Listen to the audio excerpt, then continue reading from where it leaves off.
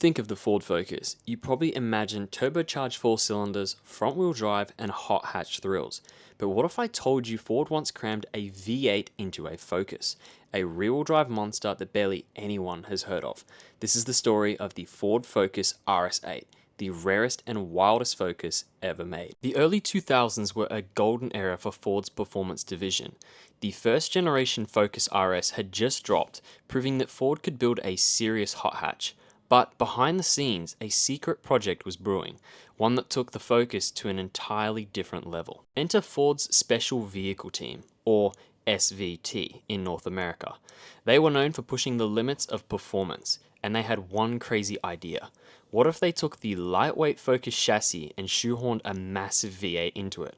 The result was the Focus RS8, a Frankenstein experiment that had more in common with a Mustang than a regular hot hatch. This wasn't just a simple engine swap for the sake of it. Ford was actively testing whether a high-performance rear-wheel drive Focus could be a legitimate alternative to compact sport coupes like the BMW M3 or Nissan 350Z. If it worked, it could have redefined Ford's small car lineup. Under the hood, the RS8 packed a 5-liter V8 sourced from Ford's Mustang Cobra R. This wasn't just some mild V8 swap, this thing made around 420 horsepower. But that wasn't the only wild part. The RS8 was converted to rear-wheel drive, meaning it ditched the traditional front-wheel drive layout that made the Focus famous. To make it work, Ford engineers had to completely rework the chassis. The RS8 received a heavily modified rear subframe, a unique independent rear suspension setup, and a custom driveshaft. The transmission was a Tremec T56 6-speed manual, the same one used in the Mustang Cobra. It wasn't just powerful, it was purpose-built for serious driving. This was basically a mini Mustang disguised as a Focus, and the performance backed that up. The RS8 could launch from 0 to 100 kilometers an hour in just over 4 seconds, faster than most sports cars of its time, and with a proper manual gearbox, it was a true driver's car. From the outside, the RS8 looked aggressive but still relatively subtle. It had wider fenders to accommodate its beefier rear-wheel drive setup, a vented hood, and larger wheels to put down all that power. But aside from that, it didn't scream V8 insanity. It was the ultimate sleeper, unless you heard it start up. Inside, it was stripped down for weight reduction, featuring race-spec bucket seats, a roll cage, and a minimalistic dashboard. It was built for pure performance, not luxury. The rear seats were removed to make space for the new driveline components, making it essentially a road-legal track car. Despite its aggressive setup, the RS8 retained the basic ergonomics of the standard Focus. The dash layout, steering wheel, and instrument cluster were all familiar, which gave it a strange mix of normality and absolute insanity. Now you might be wondering, what did this thing actually sound and look like on the move? Well, believe it or not, there is only 2 known videos of the RS8's existence on YouTube. That's right, just 2 clips that showcase this beast in motion. It's a rare glimpse at one of Ford's most extreme creations, and it's incredible to see and hear this V8 powered Focus in action.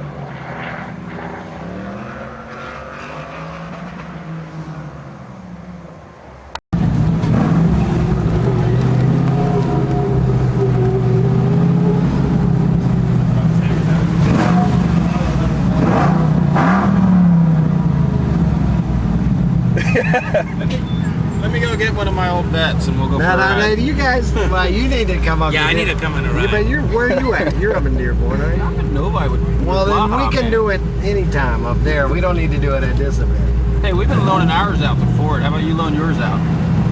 We'll make arrangements. Okay. I'll be over there. And we're in touch.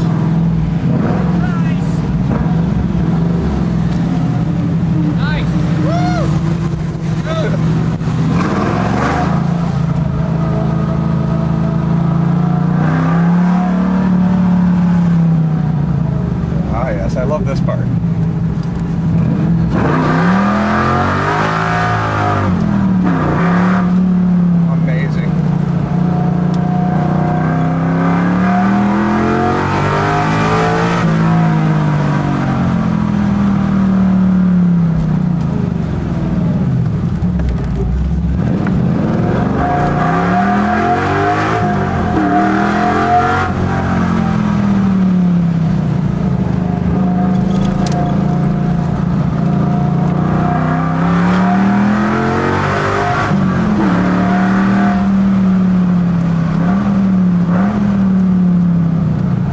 hatchback because that's considered a street out there. Well, I don't know. I'm just being safe.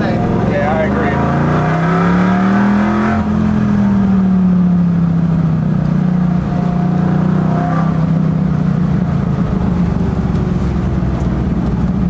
You are my hero. It's got a fun, Yes, it is. Fun car.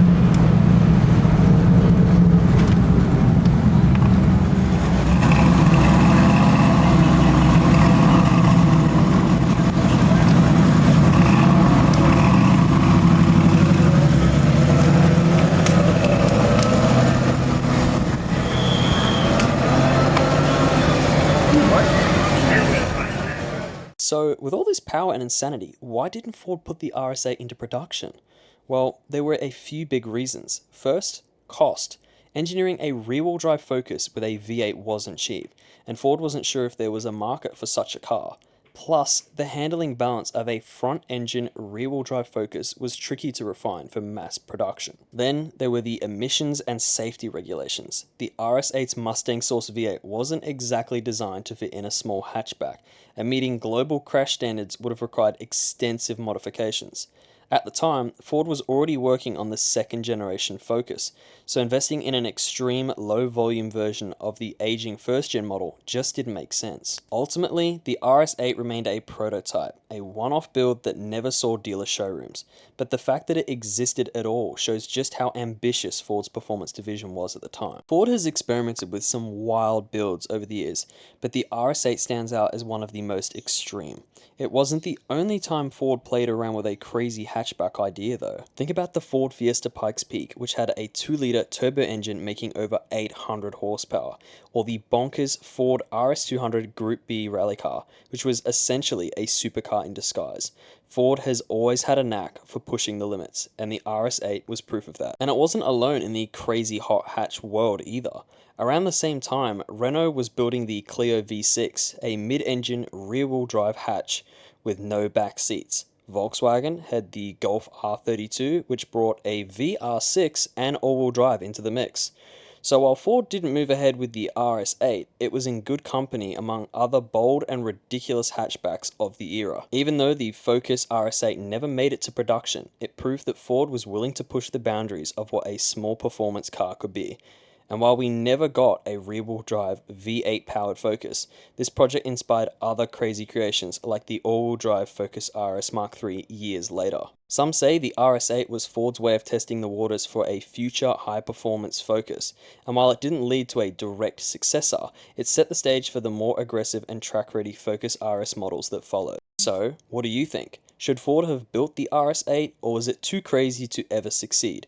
Let me know in the comments. And if you enjoyed this deep dive, don't forget to like, subscribe, and check out my other videos on rare and forgotten performance cars.